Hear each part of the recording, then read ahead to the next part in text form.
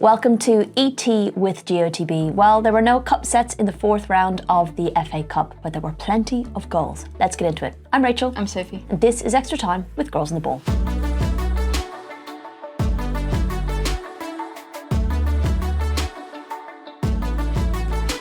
A bit of a shorter episode this week, Sophie, as we're not going to go through all 16 fixtures, otherwise we'll be here till next week. Also, we can watch Don't get me started, 12 okay? of them. Don't get me started. 12 of them. That was a whole thing this 11 week. of them. Yeah. Get it right, Sophie. Yes, they're not as easy to watch. Some are available now, are they, on some teams? Some teams can put up the full game, like on midday after the game was played, and then highlights are on.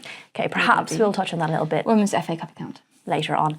But yeah, we are going to run through the scores, maybe pull out a couple of key highlights from some of the fixtures, not all of them, and also have a look at who has who in the next round, which has just happened this evening.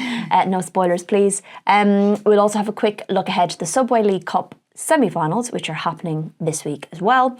But before we get into that, this is your reminder to make sure you're subscribed wherever you're watching, wherever you're listening to this podcast. Do leave us a comment or a review. We'd love to hear from you. Drop us any questions you have or any thoughts you've had from this week as well. And make sure you're following us across all of our socials. We are at Girls on the Ball on everything. And Substack. Always have to remember Substack. Okay, big breath for the FA Cup scores. I'm just going to take a nap over here while you do this. West Brom 0, Everton 5, Newcastle 0, West Ham 3, Sunderland 0, London City Lionesses 1, Chelsea 5, Crystal Palace 0, Spurs 3, Leicester 0, Bournemouth 0, Manchester City 6, Brighton 2, Nottingham 0, Chatham Town 3, York City 0, Ipswich 1, Sheffield United 2, London Bees 0, Liverpool 6, Manchester United 5, Burnley 0, Oxford 3, Middlesbrough 1, Southampton 1, Bristol City 2 after extra time, Arsenal 2, Aston Villa 0, Charlton 10, Swindon Town 0, and Hull City 2, Birmingham City 6. Do you remember when we were kids, Rach, and on a Saturday afternoon on the BBC, there'd be that guy who'd read out the scores on a after all of the fixtures in that kind of monotone voice. Hopefully I put a bit more excitement. That was you, Justin. No, I had a bit more excitement, surely. Okay, there are a few bits and bobs that are worth pulling out. Maybe we should do it in order of fixtures. Everton game, Mimiki with the brace. She had a great game. Unlucky not to get I was so sad not to be there because she was so good and she is so good. Listen, we had a day on Thursday, an absolute hellish day where we sat on the M25 stationary for an hour, and then as our sat-nav was like, we redid our sat-nav to be like, maybe we can come off early and get around this problem. And as we did that, the traffic then just stopped and we were about 200 yards from the actual exit, managed to get across just as the traffic started moving. And then we got stuck in another jam on the friggin' bit that was meant to take us around the jam. Anyway, we didn't make it to the game. This is like a literal embodiment of how stressed you were in front of them, while you were driving. So I was so angry. She was getting very, very angry. It's just so annoying because when you're sitting there just looking at traffic, not moving for 45 minutes, honest to God. Anyway. So we missed the game, but we did get to watch it. We did. That was the main thing. I watched it while you did the second leg of the drive. We both managed to drive 2 3-hour stints, which was really unpleasant. But we had a lovely hotel. We did. Part way up. We stopped off. And we didn't have to do a lot of the journey to Newcastle. No, we stopped off just outside of Sheffield that night anyway and caught the second half proper sitting down, which was nice. Karen Holmgaard unfortunately got injured very early on in that game. It didn't look great when it happened. Unfortunately, it's being confirmed that she has done her ACL. Absolutely gutting for her. Big loss for Everton as well. Quite a dramatic statement from Everton saying she's going to be missing for the foreseeable future, which her season's done. I think you could see that she kind of knew it was what it was as soon as she did it. There was another knee injury in that game as well, but I'm not sure the outcome of it yet. But it was for a West Brom player, but wishing her well as well.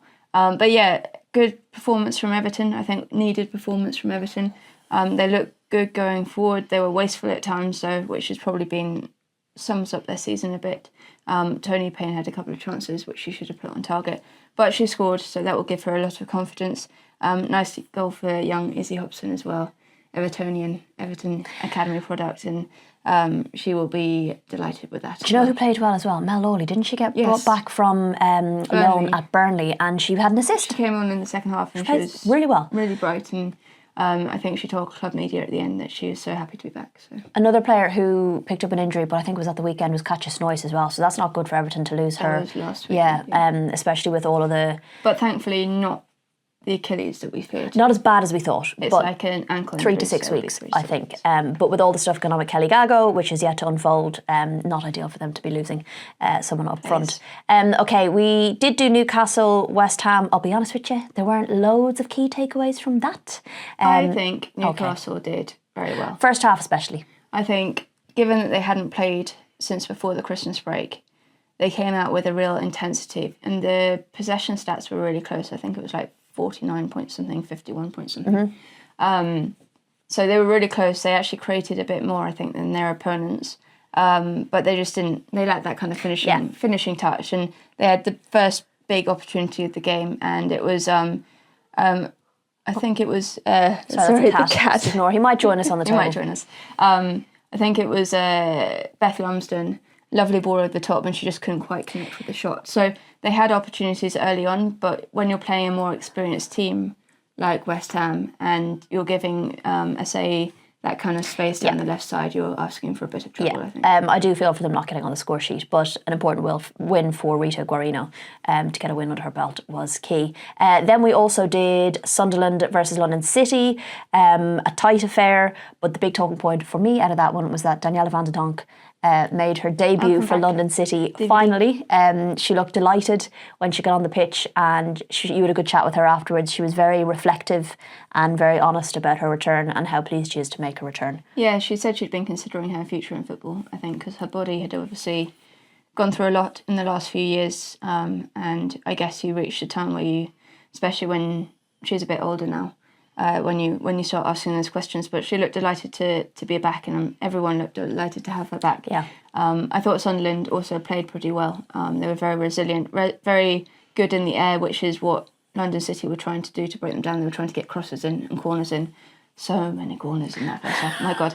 And Sunderland came pretty close themselves to scoring, so they will take a lot from that too. It wasn't like they were run over. No, especially near the end. I thought they were going to snatch an equaliser and take us to extra time, which, to be honest, I didn't really want in any game, because we had a long drive back down south after that one, because we were covering Bournemouth versus Manchester City, which I will come to. Another point, because at the same time Chelsea were playing Crystal Palace, which is another of our frustrations at the scheduling of said fixtures, because if a fixture is being shown on TV, no other game in the broadcasting deal could be shown at the same time on any kind of streaming or anything, which included clubs, which is a bit annoying because you could Are we going to have a moan about this now? Okay, no, sorry.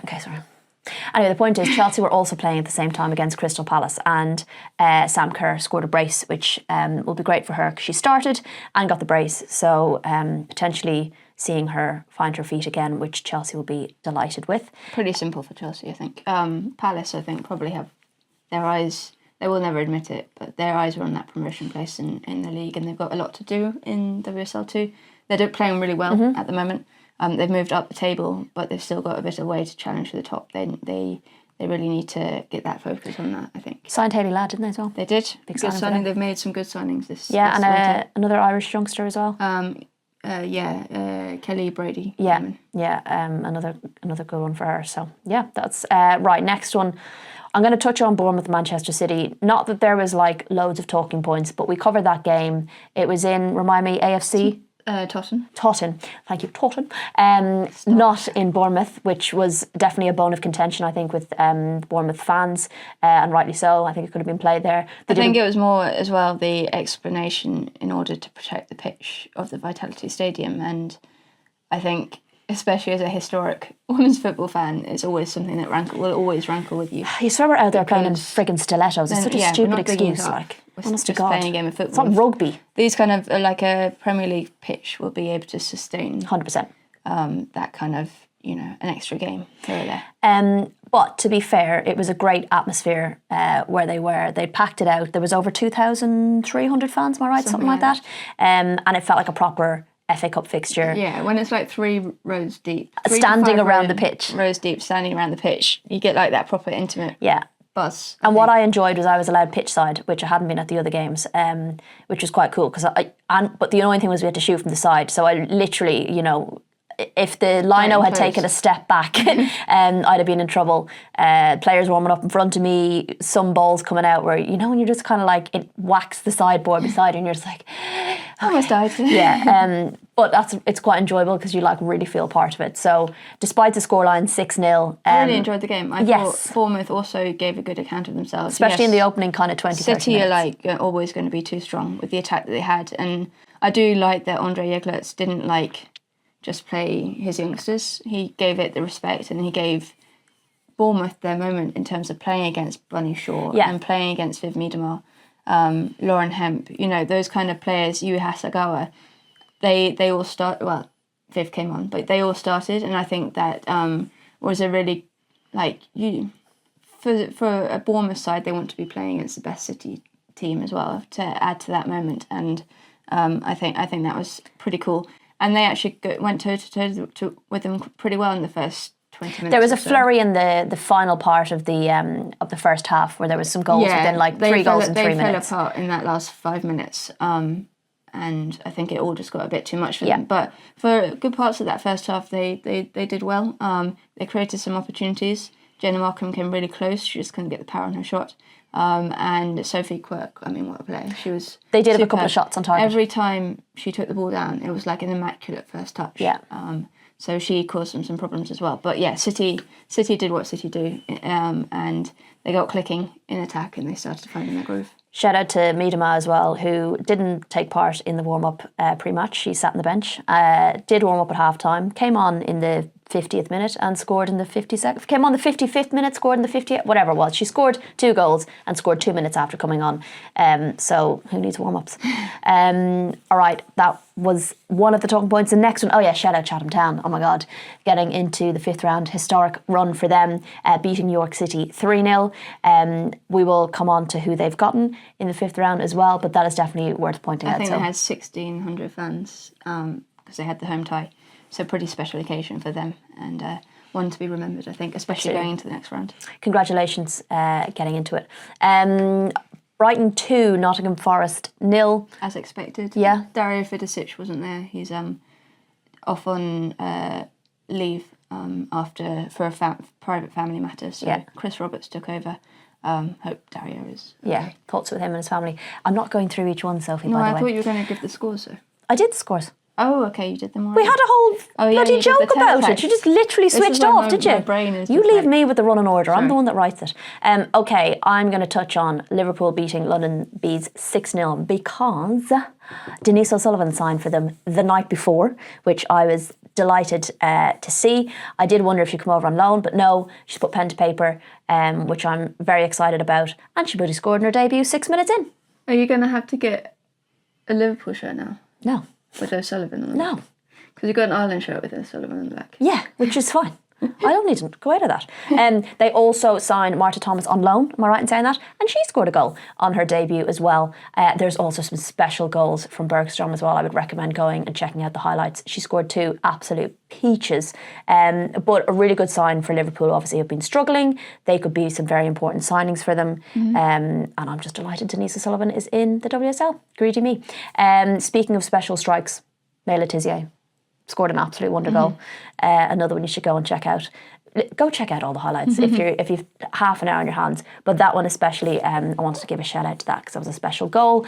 Oxford, my God, leaving it till late. They were 1-0 down in the 73rd minute, and they scored 3 goals in 9 minutes, including 2 after 90 minutes, which is absolutely ridiculous. So what a way to get through to the next round of the FA Cup. And they got Charlton next. We're not, no, sorry. Spoilers. Oh my God. Spoiler alert. Also Bristol City leaving it till late. 118th minute of extra time. They scored the winning goal. Came on Scored 2.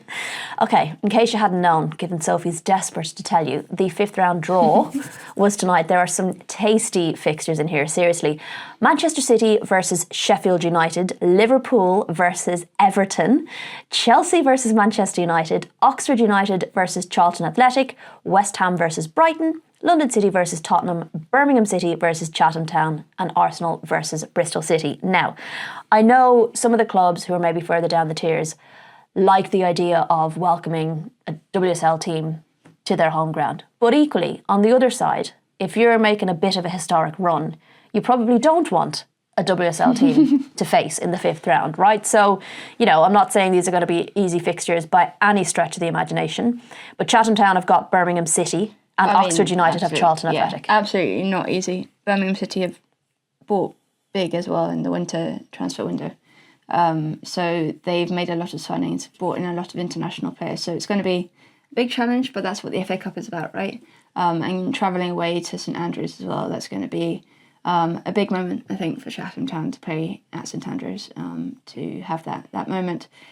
For Oxford, to get to host Charlton. Charlton are unbeaten in the league this season, they're flying. And having scored 10. And they scored 10 against Swindon, so they'll be confident, but to get to welcome them to their home ground and hopefully pack it out. It's a nice home ground, that one. It's another one that you could probably get like 3-4 people rows deep. Yeah. Get that kind of atmosphere going.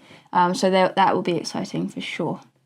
So that's 4 WSL ties, am I right? Yeah. And one of which is a Merseyside derby. So and the replay of the last year's FA Cup final. Not bad at all. Can we have a moan now about the broadcast deal? Yeah, go on.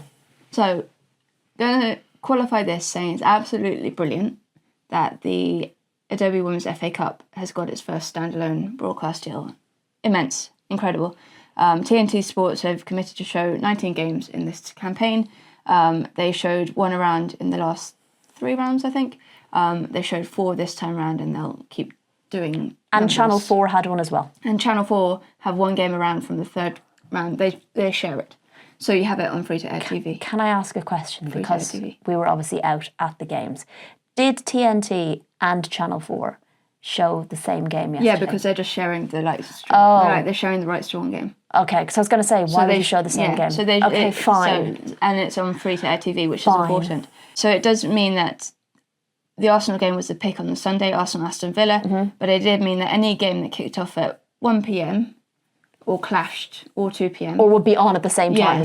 Could not be streamed by its clubs. So it did mean that the only game this weekend, beyond the 4 picks, that could be shown was Spurs-Leicester, because it kicked off at 12 on Sunday. And how do you watch that? Well, you have to sign up for Spurs Play. No, but I'm not going to get at Spurs for showing the game. I think it was great, but please don't make me sign up to £45 annual subscription. Anyway. Side point. But brilliant that he's showing the game. But I do think that, it's a bit short-sighted, because it's brilliant that you're getting so much coverage of the game. And I know the FA want to build attendances alongside having a broadcast deal. But I do think, in terms of if you're, Kings Meadow for Chelsea will always get numbers, as will, I know Meadow Park was being shown on but the same concept, right?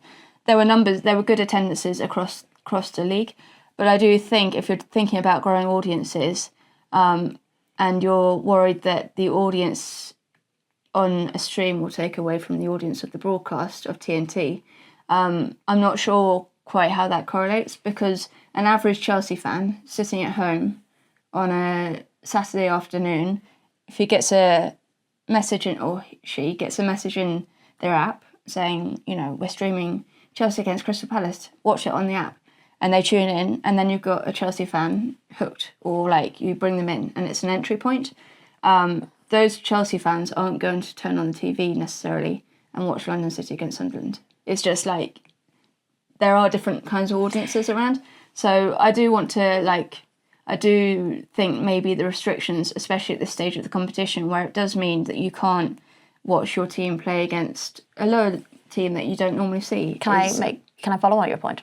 So I think there's a lot of assumed knowledge, or decisions are based on assumptions, in my opinion, rather than actual data of fans within the women's game. So this idea that if Arsenal Aston Villa is on, everyone will want to watch that in itself is, I mean, yeah, like we tune into multiple games, that's fine. But this idea that like there's only one audience and that one audience is going to watch this game, and if you stream anything else, then that's going to damage that audience, I think is a bit naive. Secondly, if you're York City or Chatham Town and your team is on YouTube and your team is playing in a massive FA Cup fourth round game, you're not going to go, I'll just watch it on YouTube instead. That fan is going to go to that game. So I don't think that's going to affect attendances. You look at Bournemouth, Manchester City. I saw some fans tweeting that their alarm clock of 3:30 in the morning. Not everyone is able to do that journey. Yeah. Right? So they can't watch their team play Bournemouth. And then they don't get to see Bournemouth play. Given that, like, not to blow our own trumpet, but then the Twitter, I made sure the Twitter feed the X feed was so detailed yesterday at that game, because I knew no one could be watching it online. So I tried to give as much detail of the play-by-play as possible, compared to maybe a normal game that's being shown on TV. But it's just frustrating because that game, Bournemouth against City, so many people could have tuned in to watch that, would have enjoyed it, would have shared the enjoyment of it. Yes, it was a 6-0 scoreline, but there was so much to take in about that fixture and learn about both teams. And, all going well for Bournemouth, they're going to be in WSL2 next year. So you're learning about them too, and you're exposing them to new fans and new interest as well. Also, if Sky have taught us anything this year, it's that people use multi-view. So you can have YouTube on your laptop and you can have a match on the TV. So even that in itself, basically it feels like the assumptions have been made of how men's football fans are being treated, or men's football fans turn up to games, or how they want them to see games, or not go to, not damage viewership or not damage attendances, blah, blah, blah. That is just kind of being transplanted on the women's game, and that's the excuse that's being used for not streaming it. But also I know there's two separate entities now in terms of WSL football and the FA Cup. Mm-hmm.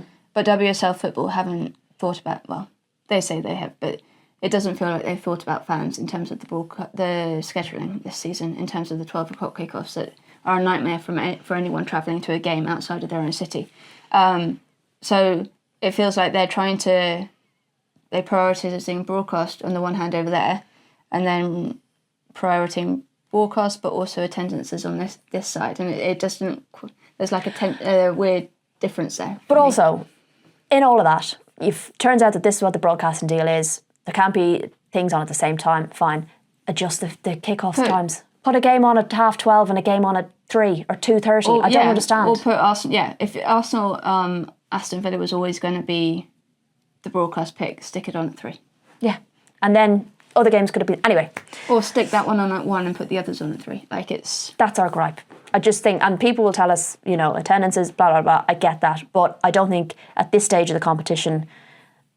I think you could have afforded a lot of these teams a little bit more views and a little bit more. You don't want to gatekeep the game, and I think you need to look at all of the avenues to try and hook more audiences in, and you can't shut it off to people. That's just the main thing. We've learned that over the years, I think. And I mean, we're going on to the League Cup in a minute. The same thing can be said about that in a different way. Is that both games, both semi-finals, are scheduled at the same time on Wednesday night, 7 o'clock kickoff. That's not ideal for anyone. No. Okay. Subway League Cup semi-finals are taking place this week. The action never stops. Arsenal are taking on Manchester United on Wednesday, and Manchester City are taking on Chelsea on Wednesday, both at 7 o'clock. This cup is obviously the first opportunity for a bit of silverware this season. How do we see this going? I'm quite excited for Manchester City versus Chelsea, which I never thought I'd say at the end of March last year. But given how well Manchester City are doing this season, and the first and only game they lost in the league was to Chelsea, I think it's going to be quite nice to see how they are now against Chelsea. It's going to be a really interesting as well, because there's this one, and then, isn't it, not this weekend, next weekend there's Manchester City, Chelsea at the Etihad in the league. So it's going to be a good marker, I think. Manchester City are unbeaten since that opening day defeat to Chelsea. So how they match up is going to be intriguing, and to see where they're both at, because Chelsea are in a bit of a, not that they weren't playing well before, but they seem to be on a bit of a revival at the moment. They seem to have found their scoring books. Yes, absolutely. So probably comes at a good time for both teams. it's going to be, I can't call it, I don't think. And you're working the Arsenal-Manchester United game. No offence, but that Manchester City-Chelsea one would have been quite exciting. But given Arsenal just played Manchester City at the Emirates, Manchester United at the Emirates there recently and drew 0-0 and would have felt like they should have won that game, it makes it a bit more tasty now. Both fixtures between Arsenal and United have been drab 0-0s this season. So are we going to get like 4-3, 5-4 or something, or like 6 goals in extra time? And also some new players who maybe found their feet a little bit more in their respective teams, so that could make things a little bit more interesting. And it's a semi-final. Manchester United have strengthened. Leah Charlotte got her first goal as well at the weekend. Yeah. There's a lot more. There's a lot going on there. And it feels like Arsenal, Aston Villa at the weekend felt like a potential stumbling block for Arsenal in terms of their season.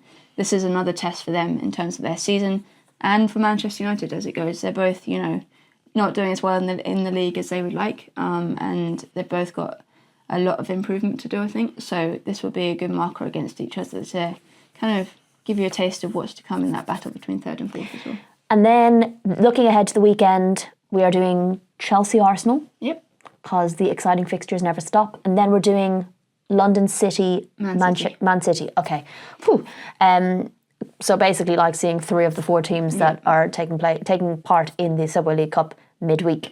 God, there's a lot of fixtures as well now for them to be. Yeah, and it's nice for us because we're in London, south-based, and after the weekend we just had, where we went literally up and down the country. What was it, 18 hours?